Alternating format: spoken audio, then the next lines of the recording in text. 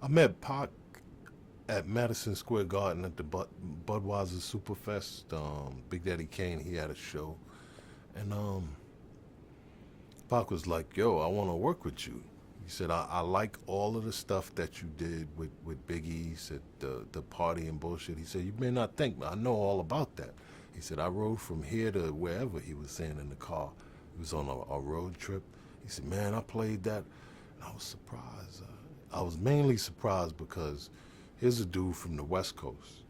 Over there, especially at that time, they all had a certain preference for a particular field. Back then, they was calling it G-Funk. A lot of that's based upon a lot of the old funk music from anything from Parliament Funkadelic, Bootsy, you know what I mean, Barkays, Zap, groups like that. So when he bigged me up on that, I was like, okay, cool. He said, listen, I'm filming a movie in New York. He said, why don't you come by the set? And I'm real busy and everything, but when I have a break, come and play me something. So that's what I did. And when I went and I played him stuff, he picked one joint in the first visit that I did to the movie set, and that one was Temptations. It became Temptations. And then came Straight Ballin'. He did a whole bunch of big batch of records with me, and he threw them, dispersed them on the different albums, like Temptations and If I Die Tonight. That went on Me Against the World. Straight Ballin', he threw that on the Thug Life album. My Block, he threw that on the Show soundtrack. Um, the Running song with Biggie, Running from the Police, he threw that on the 1 Million Strong project. Remember when they had the Million Man March? So he threw that on that. But he was a really smart dude. And then after he put those records out, I looked and I said, okay, I see the reason for this, because some of the records was competing with each other on the charts. You have these different records out all at the same time from different projects, but they're all you. You end up competing with yourself on the chart. It's pretty smart.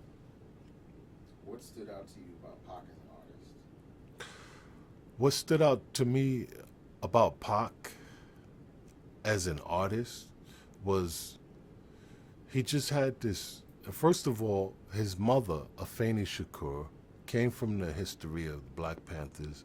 So we have to remember that he had seen an immeasurable amount of different things that we would never ever have the chance to see.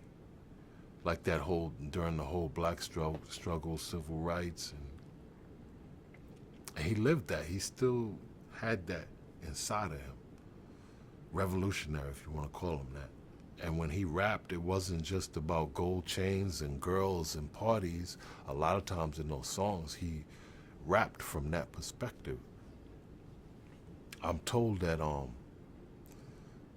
Afeni Shakur had him while he was in jail, so I don't know if that's where that spirit comes from. And also, too, Pac was a force to be reckoned with. He was real influential.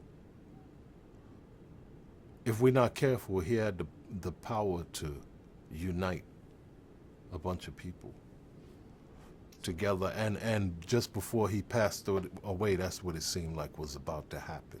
Some people would say that's why he was killed. Well, I don't know about that, but I just know that he had certain people are just leaders. You can look at them and you can tell, and he had that power to round people up together, get them inspired enough to follow him. And so sad that he had to leave, though.